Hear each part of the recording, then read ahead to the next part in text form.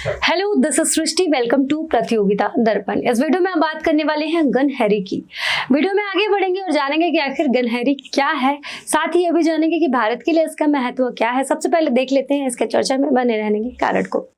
आगे बढ़ते हैं, देख लेते हैं। देखिए, एक दशक में दूसरी बार global alliance of national human rights institutions ने नियुक्तियों में राजनीतिक हस्तक्षेप जैसी आपत्तियों का हवाला दिया और भारत के राष्ट्रीय मानवाधिकार आयोग यानी कि NHRC की मान्यता को स्थगित कर दिया।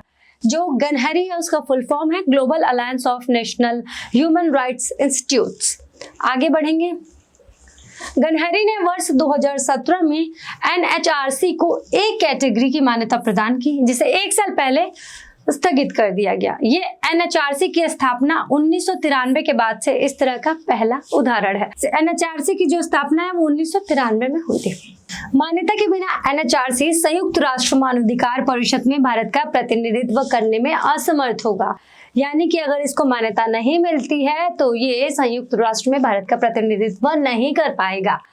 जान लेते हैं कि आखिर गनहरी है क्या। देखिए, राष्ट्रीय मानवाधिकार संस्थान गनहरी के वैश्विक गठबंधन को पहले राष्ट्रीय मानवाधिकार संस्थानों की अंतर्राष्ट्रीय समन्वय समिति यानी कि ICC के रूप में जाना जाता था। ये वर्ष 1993 में स्थापित किया गया था। गनहरी दुनिया भर में राष्ट्रीय मानवाधिकार संस्थानों की भूमिका को बढ़ावा देता है। देखिए, ये 120 सदस्यों से बना है। भारत भी गनहरी का सदस्य है। इसका सचिवालय जो है वो जिनेवा स्विट्जरलैंड में स्थित है। आगे बढ़ते हैं। भारत की मान्यता किस वजह से स्थगित हुई है वो देख लेते हैं। देखिए, गनहरी ने कहा कि NHRC विशेष रूप से हाशिए पर स्थित समुदायों, धार्मिक अल्पसंख्यकों और मानवाधिकार के संरक्षकों के अधिकारों की रक्षा में बार बार विफल रहा और मानवाधिकारों के उल्लंघन की जांच में पुलिस को शामिल करना, कर्मचारियों और नेतृत्व में विविधता का अभाव देखा गया। आगे बढ़ते हैं। देखिए, यह संस्था किसी देश की मानवाधिकार संगठन को उसकी संरचना, भूमिका और कार्यवाही के आधार पर A और B की श्रेणी या मान्यता प्रदान करती है। इसमें 110 मानवाधिकार संगठन का प्रतिनिधित्व है। भारत के राष्ट्रीय मानवाधिकार आयोग की साख A श्रेणी में रही है, लेकिन मूल्यांकन में इस साख को फिलहाल नहीं दिया गया है। आगे बढ़ते हैं। NHRC की मुख्य बातों को जान लेते हैं। देखिए, राष्ट्रीय मानव अधिकार आयोग का गठन 12 अक्टूबर 1993 को हुआ।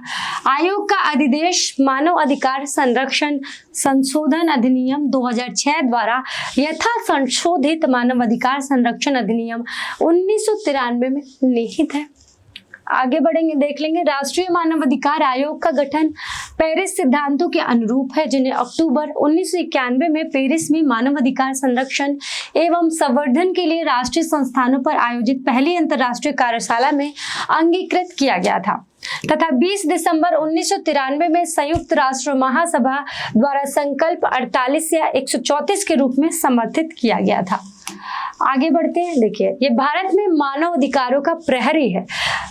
मतलब कि भारतीय संविधान द्वारा गारंटीकृत व्यक्ति के जीवन, स्वतंत्रता, समानता तथा सम्मान से संबंधित अधिकार या अंतर्राष्ट्रीय अनुबंध में सन्निहित होने के भारत में न्यायालय द्वारा लागू किए जाने के योग्य है। आगे बढ़ते हैं। NHRC से संबंधित चुनौतियां क्या कुछ है उनके बारे में जान लेते हैं। देखिए, NHRC में जो है कि जांच तंत्र का अभाव है यानी कि कमी है। घटना के 1 वर्ष बाद NHRC में जो पंजीकृत शिकायतों पर विचार नहीं किया जाता है, जिसके परिणाम स्वरूप कई शिकायतें अनसुनी रह जाती हैं, उन पर कोई कार्यवाही नहीं होती। NHRC केवल सिफारिशें कर सकता है। उसके पास स्वयं निर्णय को लागू करने या अनुपालन सुनिश्चित करने का अधिकार नहीं है। वो सिर्फ सिफारिश कर सकता है, कोई डिसीजन नहीं ले जा सकता है। राज्य मानवाधिकार आयोगों के पास केंद्र सरकार से सूचनाओं की मांग करने का अधिकार नहीं। आयोग के पास केंद्रीय नियंत्रण के तहत सशस्त्र बलों द्वारा मानवाधिकारों के उल्लंघन की जांच करने में चुनौतियों का सामना करना पड़ता है।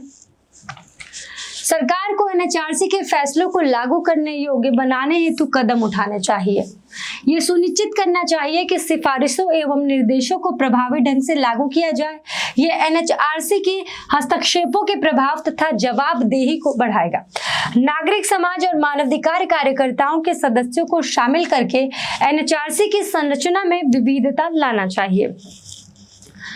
एनएचआरसी को मानवाधिकारों में विशेषज्ञ और अनुभवी कर्मचारियों का एक स्वतंत्र कैडर स्थापित करने की आवश्यकता है। यह आयोग को पूरी तरह से जांच करने, शोध करने एवं सिफारिशें प्रदान करने में सक्षम बनाएगा। होप सो वीडियो में दी गई जानकारी आप लोगों को पसंद आएगी। अगर वीडियो पसंद आए तो कमेंट में हमें बता सकते हैं। साथ ही ऐसी ढेर सारी जानकारी के लिए हमारे चैनल को लाइक शेयर सब्सक्राइब कर सकते हैं। धन्यवाद।